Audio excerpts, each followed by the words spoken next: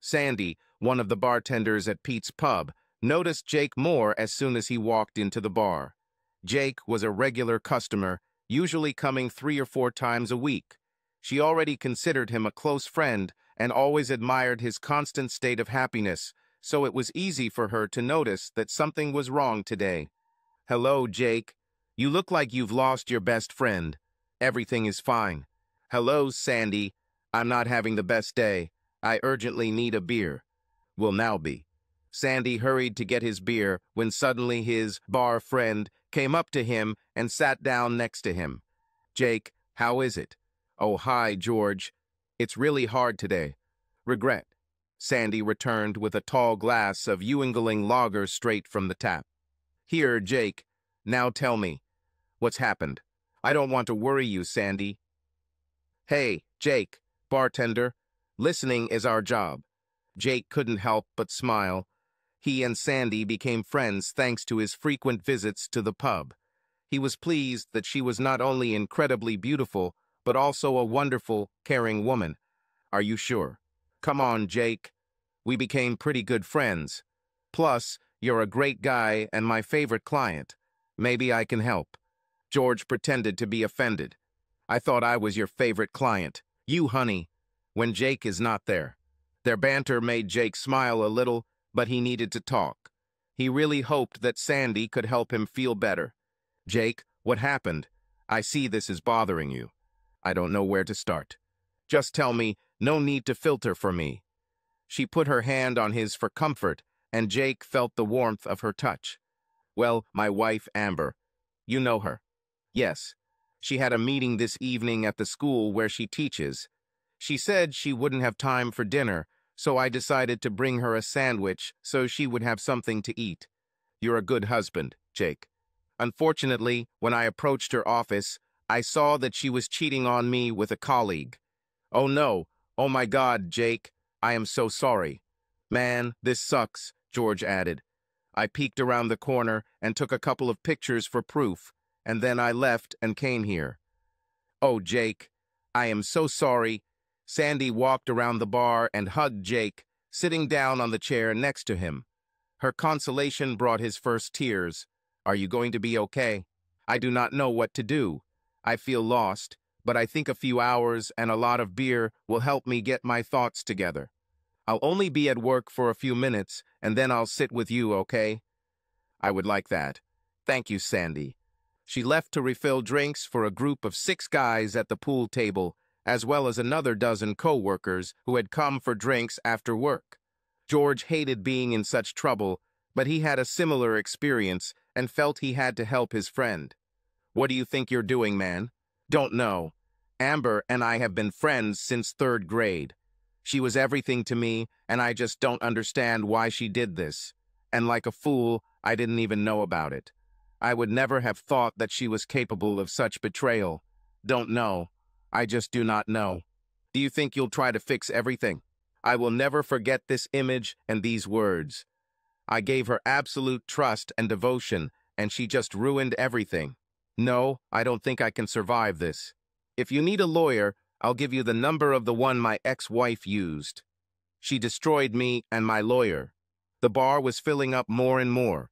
The large group was getting quite rowdy after work and decided to turn on the jukebox so some of them could dance. Sandy finished her shift and headed to her friend who needed her support.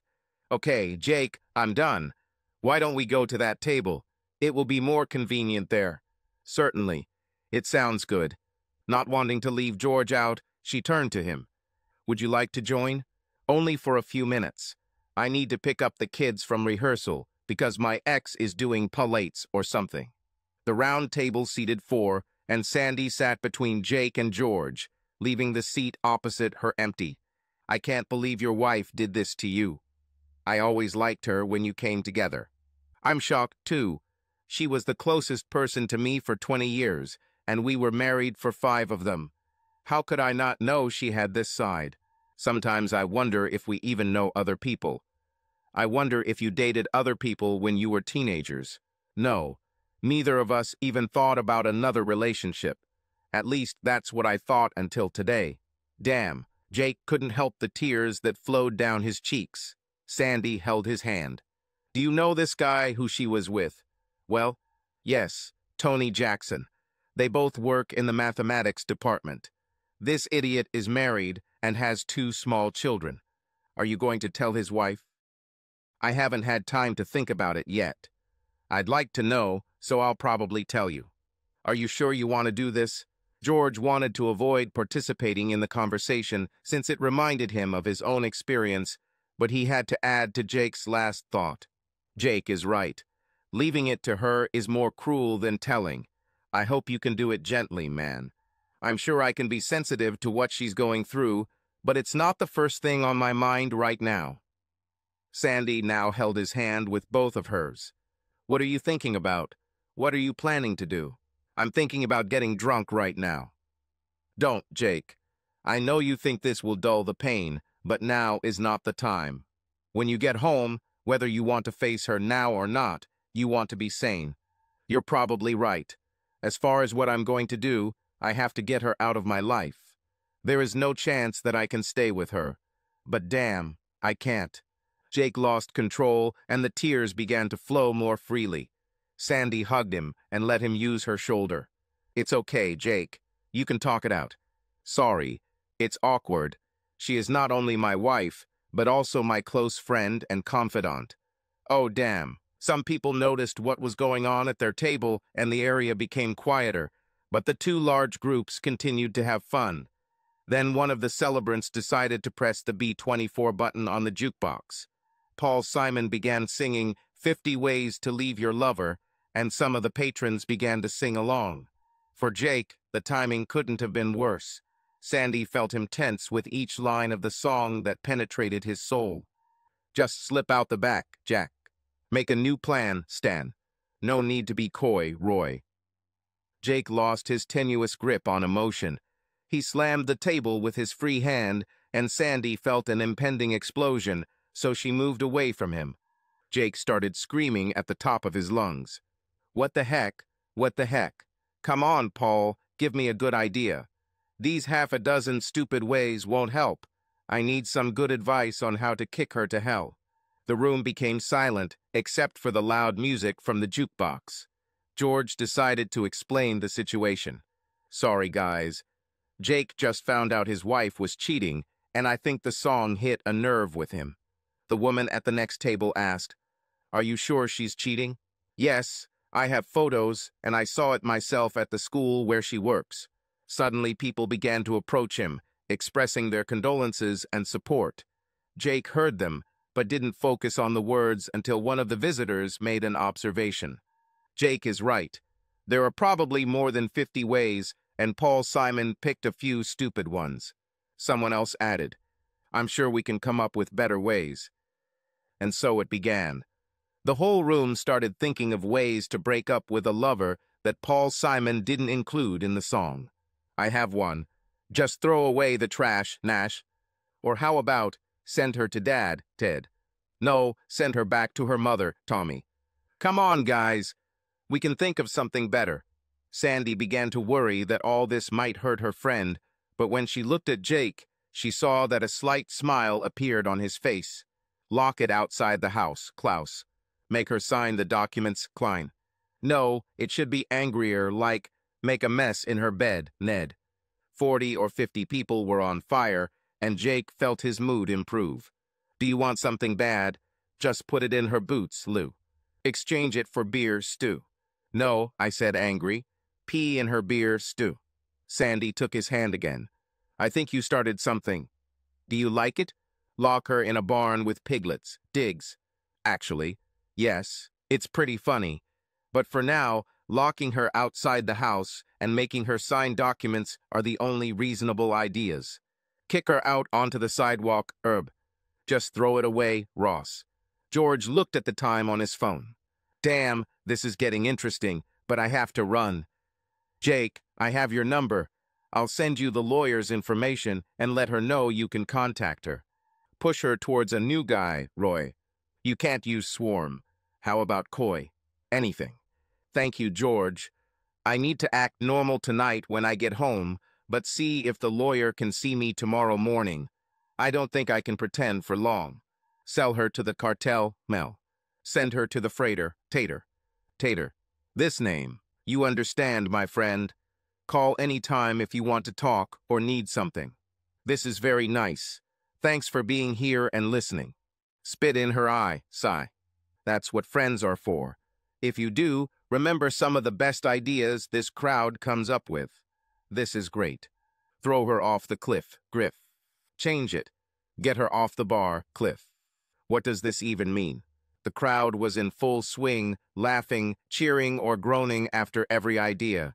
Sandy was still keeping a close eye on her friend, but he really looked like a cloud had cleared over him. If you're going to do it, how about make her become a speed bump Gump? No, do it quickly. Shoot her in the head, Ted. The entire crowd greeted this idea with a deafening boo. Sandy felt the need to hold them back a little. Guys, no dead bodies, okay? Let's be civilized. The guy at the end of the room shouted, Ride off on your pony, Tony. Sandy shouted back, I said civilized, not completely stupid. Jake took her hand. At least it rhymed. Yeah, but a pony. Load her into the van, Paul. Sandy, I'm really grateful that you're here for me. You have become a very important friend to me. Take all the money, Hank. And you for me, Jake. Take all your money, honey. Jake and Sandy hugged a little tighter and closer. Close her credit card, Pard. Pard? What name is this? Like in Texas. Briefly for the partner. Make sure she can't waste it, Sarge. The crowd continued to shout out ideas as Jake and Sandy became increasingly aware of their bond growing. Sandy had always been attracted to Jake, but she knew he was devoted to his wife. This status seemed about to change, and Jake felt not only a physical attraction to Sandy, but also great admiration for her as a wonderful friend and a very desirable woman. With the need to filter and suppress these feelings destroyed by Amber's infidelity, his feelings for Sandy filled his imagination. Join the Marine Corps. Damn, what rhymes with Marine Corps, McQueen? You're not planning on joining the Marines, are you? Never. Sandy, can we cuddle like this because I really like it? More than possible. It feels right. Hey, he said he has photos. Send these photos to the church, Lurch. And copy her mother, Tom. And to the school board, Ward. Don't forget about the idiot's wife, Klaus.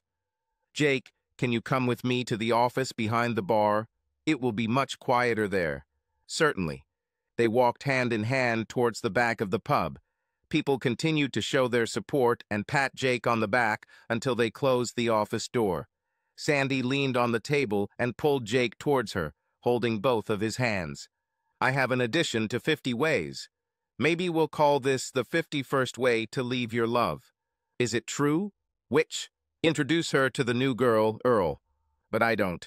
Before he could finish his sentence, Sandy showed him the depth of her feelings by softly pressing her lips against his. Their tender kiss quickly turned passionate, and Jake felt the weight of the day disappear.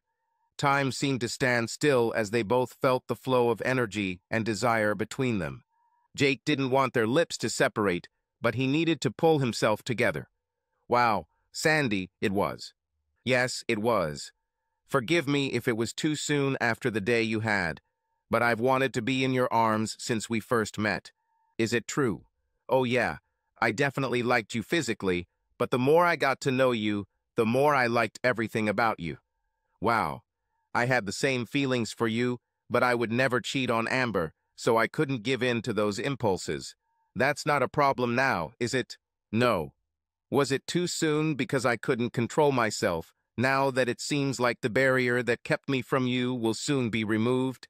When I saw Amber with that idiot, I was, of course, shocked and deeply hurt.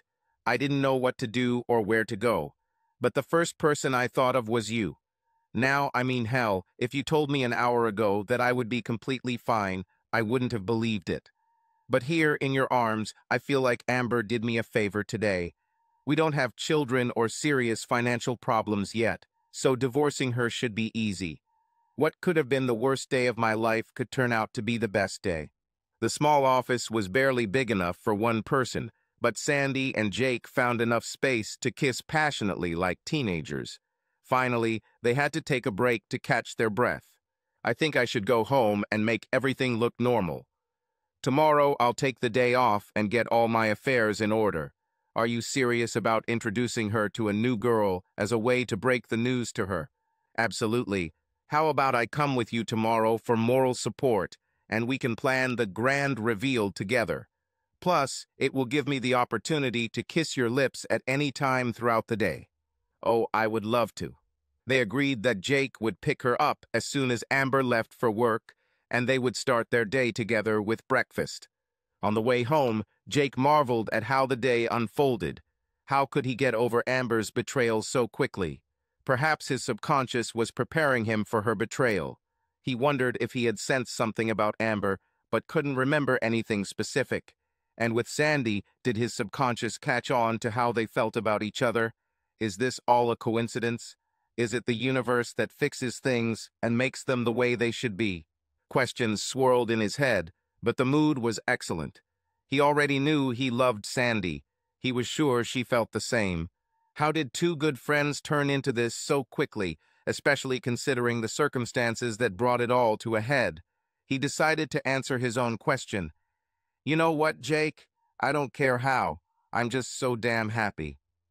Jake arrived home and was relieved to see that Amber had not yet arrived.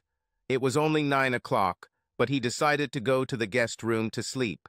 He will say that he is sick, and this will allow him to isolate himself for the evening.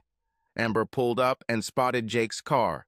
She had been dating Tony for a few weeks now, but this was the first time they had sex during a time when she was usually home. She was a little nervous and hoped that Jake wouldn't notice anything. Besides, she really needed a shower. She entered and did not find her husband. Jake, are you home, honey? Here in the guest room. What happened, dear? My stomach. Wind diarrhea. I thought it would be better to spend the night here so that you don't get infected. Oh, honey, do you need anything? No, I'm fine. Okay, I'll go to bed. See you in the morning. Good night. Spocky. Jake was glad she kept it simple. He could see that she was standing in the doorway and that she was a mess from the evening's adventures. At that moment, he heard a message on the phone and saw that it was from George. Dude, you have an appointment with Alice Trumbull tomorrow morning at 9. I'll send you the address. Jake lay down and smiled. After a few minutes, his thoughts began to return to the good times with Amber. He knew he would miss the girl who had been his best friend since he could remember. They learned everything about sex together and relied on each other in good times and bad. In 4th grade, he beat up 2 boys who were teasing her. They consoled each other in moments of sadness and shared joy in happy moments. A few tears ran down his cheek, mourning what was now in the past. Then his thoughts quickly turned to images of Sandy. He reflected on the growth of their friendship. He thought about her perfect body, which was about the same height as Amber 5 feet 5 inches. Her flowing, dark brown hair framed her beautiful face and those mesmerizing dimples. Her smile lit up him every time he saw her. She had a sharp mind, a well-developed understanding of life, and a disposition that warmed him at the very thought of her. He whispered his thoughts to himself. Jake, you may have gotten into some shit, but your day turned out to be golden. He decided to send his own message. Sandy, I can't wait to see you in the morning. I miss you already. She answered quickly. I'm over the moon. I wish you were here. Good night, my friend, and you mean so much to me. Dream of me holding you. Good night. Jake smiled at her message and thought to himself, damn, she knows how to turn a guy on. Jake texted his boss that he needed the day off, got dressed, and went downstairs where he was sure Amber was making coffee. Jake, are you feeling better? Yeah, not perfect, but good enough to go to work. She kissed his forehead and left to start her day. Interesting, he thought. No kiss on the lips or words of love. This is new. Amber definitely surprised Jake with her betrayal. He thought that he knew her and that she was not capable of such vile behavior. But she could not hide her mood from him. He knew her subtle signs better than anyone else. He saw the whole story clearly in her eyes, and in the slight twitch of the right corner of her lips. She felt guilty. Amber's car had barely pulled out of the parking lot when he texted Sandy that he was on his way. She only lived a few minutes away, but it still gave him time to think about his feelings for her as he drove to her house. He was inexorably drawn to Sandy. He feared that the love and affection he felt for her was exaggerated due to Amber's betrayal. The more he thought about it, the more he became convinced that his feelings were strong and real. He was in love with Sandy. Nothing else could explain how, in the space of 16 hours, he had gone from loving Amber to hating her, and now to indifference. Jake parked and practically skipped to Sandy's front door. "Hi, beauty." Before she could say a word, he hugged and kissed her. Their passion was intense, like that of two lovers who had been separated for months. Sandy's heart beat faster, and shivers of joy ran down her spine. Jake felt a glow throughout his entire body as he tasted her lips, and their tongues swirled and danced together. The smell of her hair was intoxicating like fresh flowers in the spring rain. "Wow, Jake, this is how I like to be greeted in the morning." Jake laughed for a moment. "Who else greets you like this?" "This was a first, and I hope many more will follow." "Hungry?" "More to you?" "Yes, but we should probably eat some real food. I assume you have a plan for the day." They went to a local diner for a quick breakfast before meeting with the lawyer at 9. Jake couldn't take his eyes off hers. They shone at him with an intensity he had never seen from anyone else, including Amber. The smell of coffee and bacon dominated the homey atmosphere of the diner. Jake and Sandy held hands and chatted lightly until the food arrived. They both felt a sense of comfort in their touch and a feeling of warmth as their hearts opened to each other.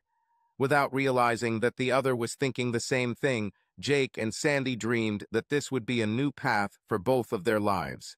The waitress was very friendly, but also very bossy in the stereotypical style of many diner waitresses. She interrupted their moment by serving plate after plate of eggs, bacon, homemade potatoes, sausage, scrapple, and toast. "Oh my God, Jake, I didn't think we ordered that much food." "I didn't know how hungry you were, but I never had dinner last night. Everything is here to share, so get started." "Okay, while I'm at it, can you tell me about your plans for today?" "Okay, first we have an appointment with Alice Trumbull at 9. She's a lawyer recommended by George." "Are you meeting with her just to discuss possible actions?" "No, it's already decided. I'm meeting with her to start the divorce process." "You are sure?" "Yes, without a doubt. When I saw Amber this morning, I felt indifferent. It surprised me. I expected to be angry or hateful. I still felt pain, but I was almost overwhelmed with a sense of peace that I didn't care about her at all like he used to. Does that make sense?" "Jake, I'm worried that I may have pushed you too hard, too soon. Are you sure the bond we shared didn't mask what you really feel?" "I thought about it. I don't think so. I think what grew quickly between us really accelerated my feelings for Amber, where they needed to go for me to find peace with her. What's surprising to me is what this indifference means. Hate is not the opposite of love. Indifference is the opposite. I will always appreciate what Amber and I shared as friends, but I feel nothing for her as a wife or lover." "Do you feel comfortable with us at this stage?" "I'm much more than comfortable. I'm excited about what's to come." "Me too, perhaps more than you can imagine." "I'm not sure about that. I have a very active imagination." "Okay, what's next after the visit to the lawyer?" "I got Amber's boyfriend's home number from her teacher directory. I want to call his wife and then visit her to tell her the truth. I hope you're willing to come with me because you'll be in a better position to give her the comfort she needs." "Yes, of course. I hope you're right that she should know. I think I agree with you, but there are people who would rather not know."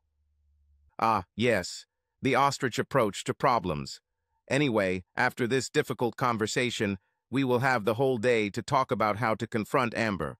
But more importantly, Hopefully we can talk about ourselves and have some quality time with each other. You're not talking about naked time, are you? The smile on her face clearly told Jake that she was joking, but would also welcome such a scenario. As much as I would like to, and I really mean I would really, really like to, I'm still married right now, and I can't afford to go that far. I was hoping you would say that because it confirms to me what kind of person you are, but my strong attraction to you is fighting against my sense of decency. They both thought about going deeper into talking about their relationship, but the time wasn't right. Instead, they finished their meal and drove to the lawyer's office. Alice Trumbull was not at all what Jake expected.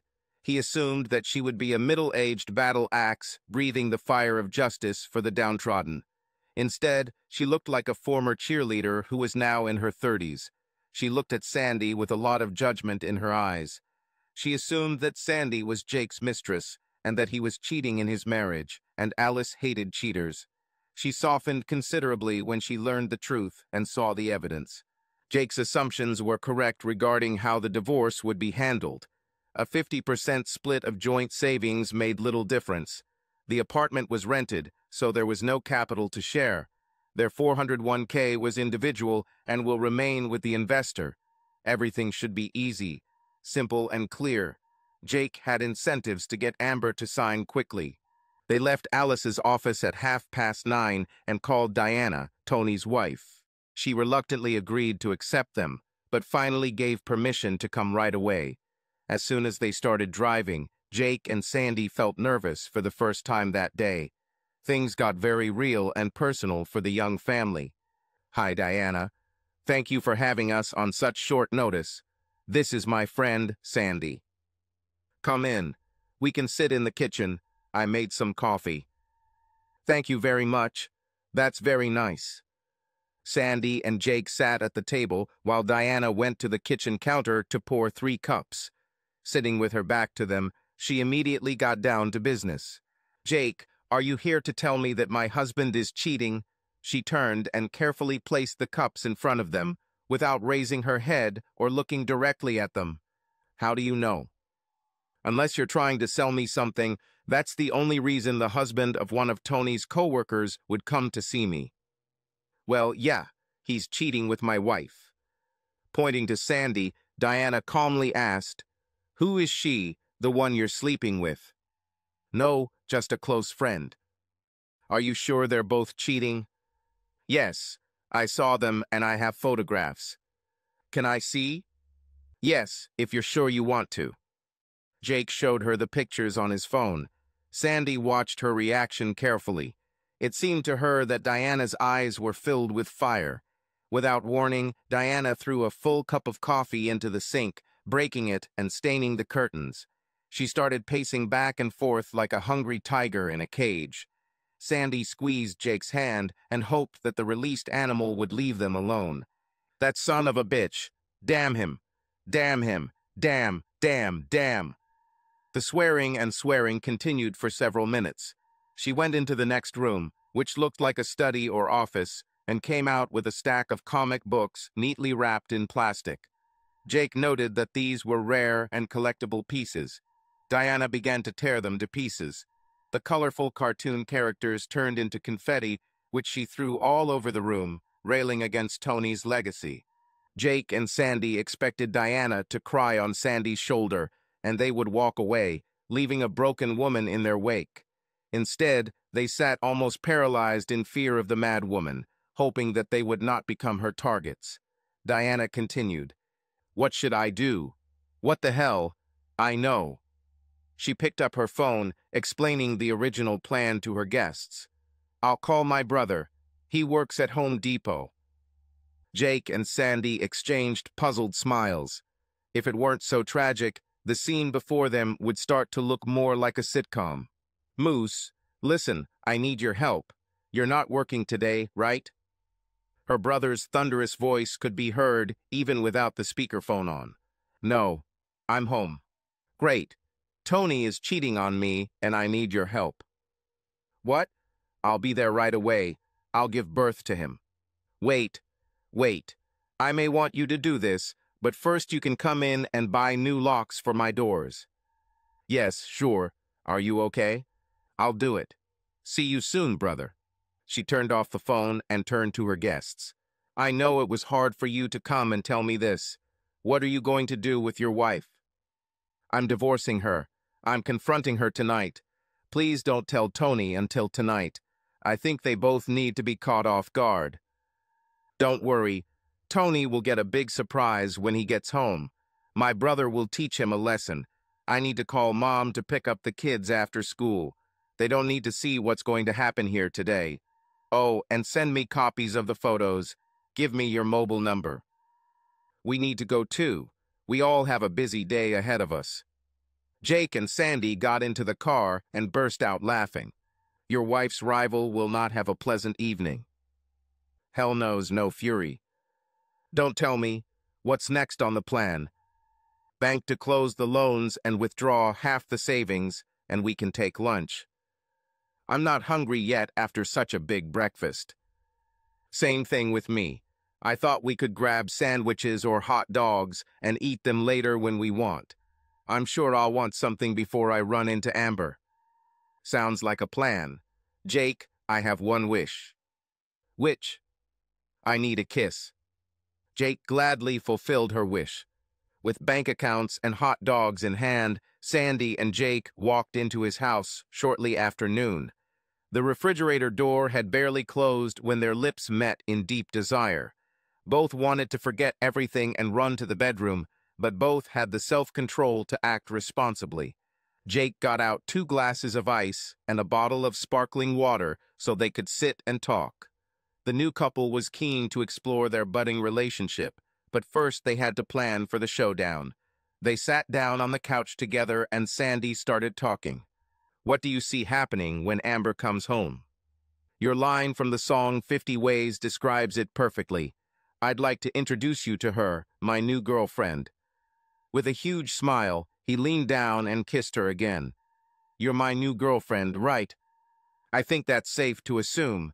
Do we do anything when she walks through the door? Jake desperately tried to hold back his laughter, but couldn't. What's so funny? Jake tried to stop himself from answering. I'm sorry. I'm ashamed that this even crossed my mind. What? I don't want to talk. I don't want to admit what went into my dirty little brain. Oh, come on. You can't shock me. I don't want to hurt you. You mean too much to me. Okay, I'll start guessing. When she comes in, you think we should both be naked. No. Okay, I'll tell you. Please don't be angry. Okay, I promise. The thought crossed my sick mind that it would be funny if she caught us doing what I saw her do to Tony when I first saw them together. What, making love? No, but... Oh, you mean like me, I deliver you pleasure? Now Sandy couldn't help but laugh. You're angry? No, actually, that would be funny. Do you really want to? Oh dear, how can a red-blooded guy say no? But I don't want to for several reasons. Fine. Jake kissed her deeply, then looked straight into her eyes. You're making it complicated. Let me rephrase. They both chuckled at his unintentional double entendre. You're making it difficult for me to behave, but I have very good reasons why this is a bad idea. I'm guessing you don't want to stoop to her level or give her a weapon in a divorce. These are minor reasons. The main reason is that I'm falling deeply in love with you. Everything's happening so fast that I don't fully trust myself or my actions and want to protect both of us. I really hope that we become what, it seems to me, we become and will eventually make love. I don't want to devalue it, especially for the first time. Doing an intimate act for revenge or for show is simply wrong. I need to confess something, Jake. I love you. You don't have to say it back now, given the speed of our new relationship and especially under these circumstances, but I love you. I have for a long time, but I knew it couldn't be mutual because you were married. I would never come between marriages. Since I knew you, every guy I tried to date in the last year or two had to match you, and no one could. Yesterday I couldn't help myself, chasing you, even despite the shock you felt. When that stupid song started playing and everyone started coming up with new lines, I saw how your face lit up. We were already getting closer to try to make you feel better, but the feeling quickly changed to strong affection, and I felt that you were returning the feelings. I waited so long to show you how I felt. As soon as the door opened, I ran through it as fast as I could. I'm glad you did it. Everything that happened seems right. Of course, I'm not glad Amber didn't respect me and our vows. But the way you make me feel makes everything right and makes everything okay. So let me admit something. That first kiss in the bar room sealed it for me. I felt more love and passion in that moment than I've ever felt in my life with Amber or anyone else I was lying to. In my bed last night and thought about it. I think Amber and I got married because it seemed logical. We've always been close friends and very intimate with each other since we both learned what intimacy was. I love her, as a friend. Now I know that love can be much more thanks to you. Are you saying you love me too? I'm 90% sure. If things didn't happen so quickly, I'd be 200% sure if it were possible. There won't be any doubt when I say it. I agree with that. Now for the important stuff. What pet names are we going to use? Well, I can't call you sweetheart because that's what I called Amber. While we're on the subject, is it okay to call you love? Oh, I like that. How about I call you sexy or macho, or maybe sweet ass? You have a really nice ass. Choose what you're comfortable with, love. In fact, I might call you something else sometimes when I want a kiss. How? Sugar lips. Their lips and tongues met in a wild ritual of passion. Finally, for no other reason than to breathe, their lips parted. They looked into each other's eyes, silently expressing deep affection. Perhaps it should have been called what it was. It was love. Sweet ass. Yes, sugar lips. How soon will the divorce papers be ready? The lawyer promised to deliver them in the afternoon, which should be around now. So if she signs tonight, how soon can I have you in my bed? Once they are signed, I am free of my vows. If we keep sitting here and kissing, my self-control will break down. How about a hot dog? It's a good idea and a much-needed distraction. While they were eating their late lunch, a knock on the door announced the arrival of the divorce papers. Jake looked through them and let Sandy read them too, out of politeness. Everything was in order, so Jake signed and dated his signature block and Sandy signed as a witness. About an hour before Amber was due to arrive, Jake went to the spare room that served as his home office to print out photos from his phone. Once the seal was completed, everything was ready to face Amber. Back on the couch, Sandy sat back on his lap and the lovers embraced. She was nervous and could feel how tense Jake was. Do you know what you're going to say? Mostly, yes. Yesterday I was preparing a lot of swearing, naming names, cursing, and as much shame as possible. But now, with you in my arms, I just want to be firm and finish this. She can't undo what she's done, and I can't be with her again. I will only threaten shame if she rebuffs me in signing the divorce. Do you think she will fight back? I think so, at least in the beginning. We'll see. How it ends for her will be up to her. For me, the fact is that I want you more than anything in the world, and that makes everything okay. Sandy started kissing his neck and running her hand through his hair. Jake responded with similar acts of affection. The last moments before the collision were tender and loving. With every kiss and touch, Jake felt a calm determination take over his mind and body. In a few moments, this terrible chapter of his life would end. Sandy. Yes? I love you. I'm sure of it. Amber parked the car and took a deep breath, turning off the engine. It was a hard day. Tony wouldn't leave her alone, and the thought of what she had done sickened her. She wondered how she had allowed him to talk her into this vulgar affair. Now he threatened to reveal their affair to Jake if she didn't continue sleeping with him. She reminded him that he had more to lose if she exposed him. It was an unpleasant conversation. Now the main question that tormented her was whether to confess to Jake. She was afraid that he would find out himself, but she was even more afraid to admit the truth to him. She didn't like either path, but at least she didn't have to choose now. Today, she was going to make love to him with all her body and soul. She wanted Jake to take her back without even knowing that he needed to do so. Amber opened the door and entered their house. It was her refuge from all the madness in her life. "Jake, I'm home. Oh my God." Sandy sat on Jake's lap and they kissed. "Jake, what are you? And who is this bitch?" Jake looked at Sandy. "Come on, love. The time has come." Amber turned red with rage. "You're that bitch from the bar, Candy, or whatever your name is." Jake held Sandy's hand as they walked towards Amber. "Her name is Sandy, and she's my new girlfriend. Don't ever call her those names or anything like that again." "Girl, have you forgotten that you are married?" "No, but you were the one who tried to change our definition of marriage to open." "What? I never—" Amber dropped her suitcase and fell to the floor. Jake helped her up and moved her to the chair opposite the couch. Then he and Sandy took their places on the couch. Amber looked at Jake with tears in her eyes. "You know, right? About you and Tony? Yes." "How? Did he tell you?" "No. You said you were working late, so I brought you a sandwich so you wouldn't go hungry. Instead, I saw you too. Here are the pictures." Amber looked at the evidence in front of her and began to sob. "Amber, I'm sure you'll try to explain away everything with the standard cheater excuses, but that doesn't matter. You were my best friend, and you betrayed me. We exchanged vows and commitments, but you chose to ignore them and destroy our marriage." "What about you and her? How long have you been together?" "We haven't been intimate, at least not yet." "Jake, please. We can fix this. It was a big mistake, and I ended it today. How can you be so calm? Why don't you scream and make a scene?" "Amber, you may not realize it now, but this could all be good for both of us. We were friends, close friends, and assumed that meant love and marriage would follow.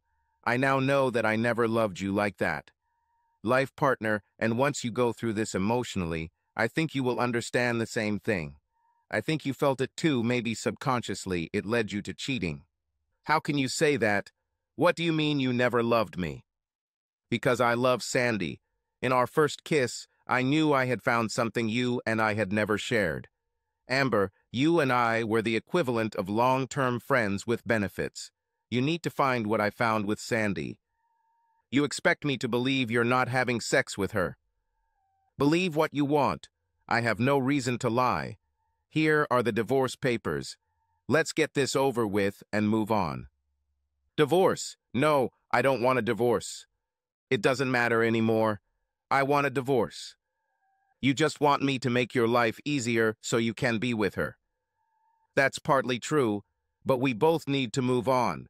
You destroyed my trust and the love I had for you. If you really wanted to stay married to me, you wouldn't have cheated with Tony. Admit it to yourself and let's move on. Further, what we had is already gone." "No, I will fight." "Amber, take a couple of days to think about it. Consult with a lawyer if you want, but if you don't sign by this time next week, I will act in a way you don't like. This is a threat. I don't want it to be like this. Divorce happens because it's a consequence of your actions. If you don't understand this and decide to fight, I'm ready to send these photos to your parents, our friends, the pastors at church, the school board. You know? This will be the consequence of your decision if you do not sign." Amber cried like a loser. "I can't believe you'll do all this. I can't believe you cheated with Tony, but now we need to work this out. Let's be adults and do this quickly. I will be kicked out and possibly fired. Please don't do this. You have a week. If you think the terms are unfair, we will discuss. But this splits our joint assets in half. That's more than fair. You're not going to tell Tony's wife, are you? He has 2 kids. I can't believe you're worried about your lover, but you're too late for that request. I met with Diana Jackson today. Tony is about to learn the consequences." "Oh, Jake, how could you? Do you think that's a fair question, Amber? How could I not do this?" Oh God, Jake, I'm so sorry. I didn't mean to hurt you or us. I'm sure. But what's done is done. I think it's best if you find somewhere to spend the night. I suggest your parents, since they're not far from your school. Tell them the truth, Amber, or I'll use the photos to protect my reputation.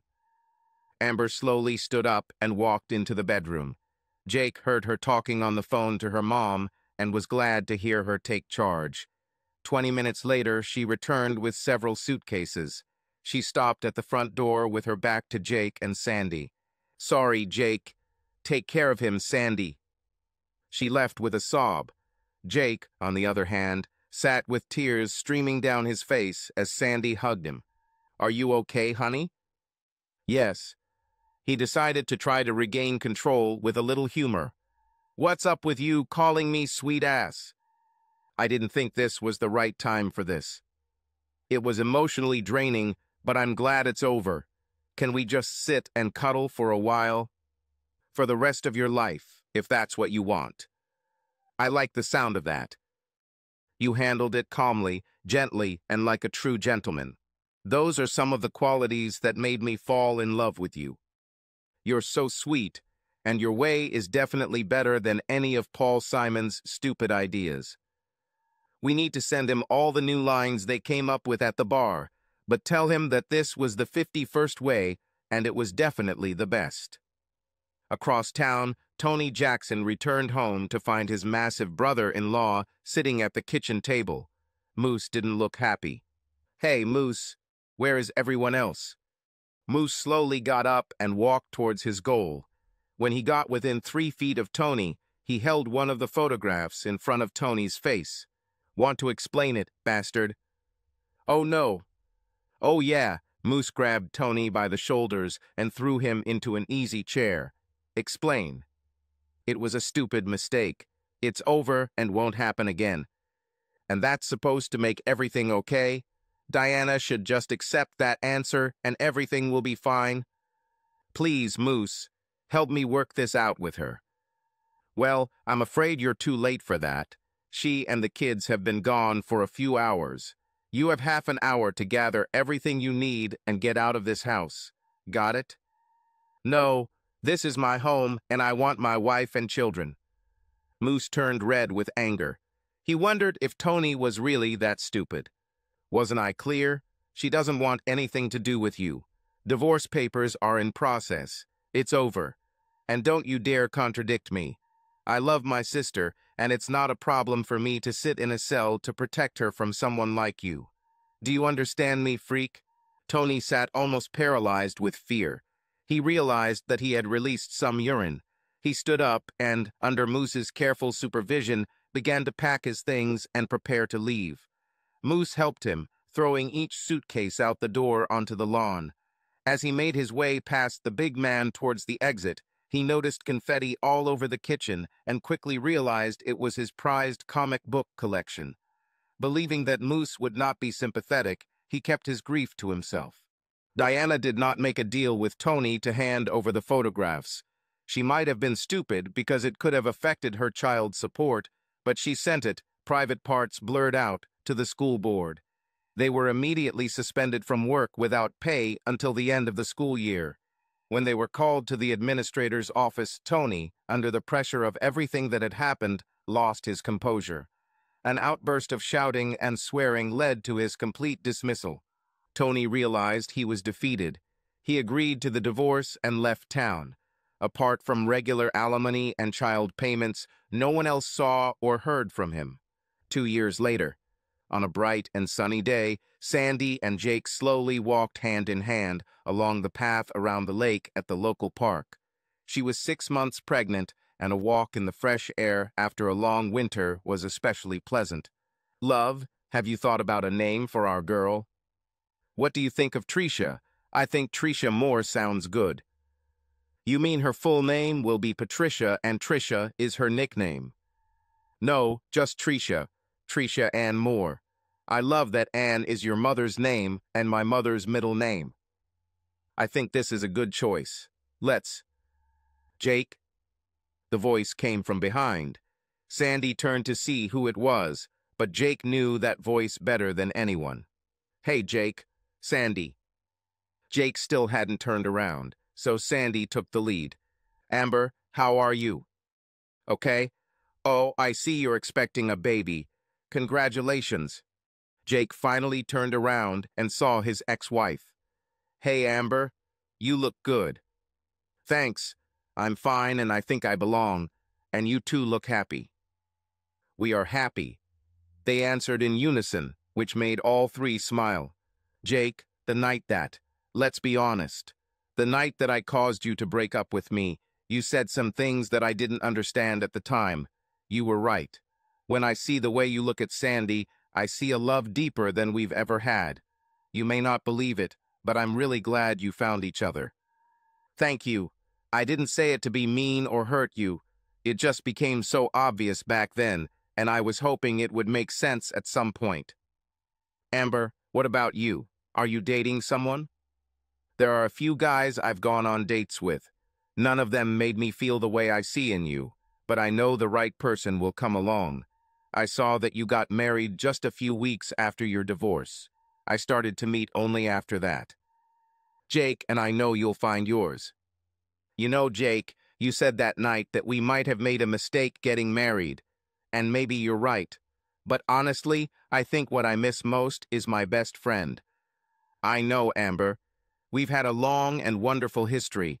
But the way things have unfolded, it wouldn't be fair to Sandy to renew such a close friendship." Sandy felt the need to add her feelings. "I don't mind if you two communicate sometimes, but Jake is right. Too much has happened for us to be that close again. We both don't hate you, Amber. We mean it when we say we wish you the best." Something about that night always bothered me. "Can I ask, Sandy, why were you with Jake when he confronted me?" Jake laughed. "Blame Paul Simon.